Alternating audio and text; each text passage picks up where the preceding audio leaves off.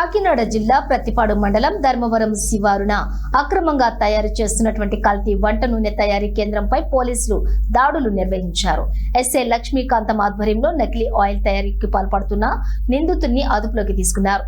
వారి వద్ద నుంచి 15 నకిలీ ఆయిల్ డబ్బాలను, తయారీకి ఉపయోగిస్తున్నటువంటి 4 క్రూడ్ ఆయిల్ డబ్బాలు, తయారీకి ఉపయోగిస్తున్న పరికరాలను స్వాధీనం చేసుకున్నారు.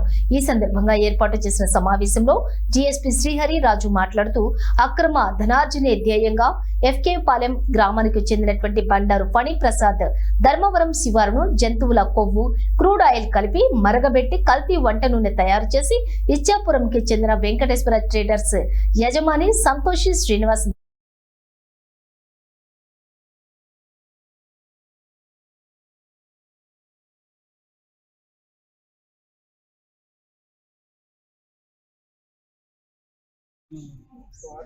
అడుగుతాను బయలాసం వెళ్తాను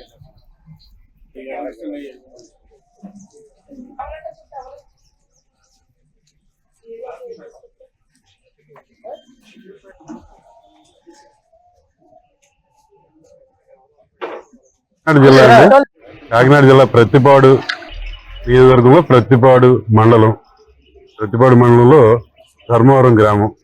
ఈ గ్రామం నుంచి ప్రతిపాడు ఎస్ఐ గారు లక్ష్మీకాంతం గారికి వచ్చిన నమ్మకమైన సమాచారంతో, ఈ సమాచారం ఏంటంటే మన జిల్లా ఎస్పీ గారు, కాకినాడ జిల్లా ఎస్పీ గారు శ్రీ జి బిందుమాధవ్ గారు సార్ ఈ జిల్లాకి ఎస్పీగా వచ్చిన దగ్గర నుంచి కూడా ఈ జోదాల గురించి కానీ, లేకపోతే ఈ గోవులకు సంబంధించి రవాణా కానీ, వధ కానీ ఇలాంటి విషయాల మీద, అలాగే గ్రామాల్లో అశ్లీల నృత్యాలకు సంబంధించి చాలా స్ట్రిక్ట్ గా యాక్షన్ తీసుకున్నారు. ఆ విషయం మీ అందరికీ తెలిసిందే.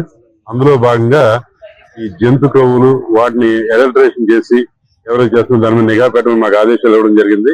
గతంలో కూడా మాకు సంబంధించి తునులో ఇలాంటి కేసు ఒకటి రిపోర్ట్ అవడం జరిగింది. ఇందులో భాగంగా నిన్న ధర్మవరం గ్రామం నుంచి వచ్చిన ఇన్ఫర్మేషన్ తో మన ఎస్ఐ గారు లక్ష్మీకాంతం గారు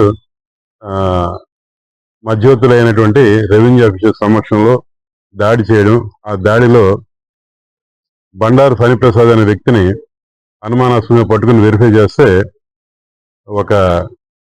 ఇది పెద్ద స్కామ్ అనొచ్చు. ఒక పెద్ద ఫుడ్ అడల్టరేషన్ సంబంధించి పెద్ద ఎత్తున ఆయన తయారు చేస్తున్నాడు. ఈయన ఏంటంటే ప్రజలకి ఈరోజు ఎంతో అనారోగ్యానికి గురి కాబడుతున్నటువంటి వంట నూనెలో కల్తీ చేస్తున్నాడు. అంటే వంట నూనెలుగా అమ్ముతున్నాడు, ఏదైతే వంట నూనె కాదు.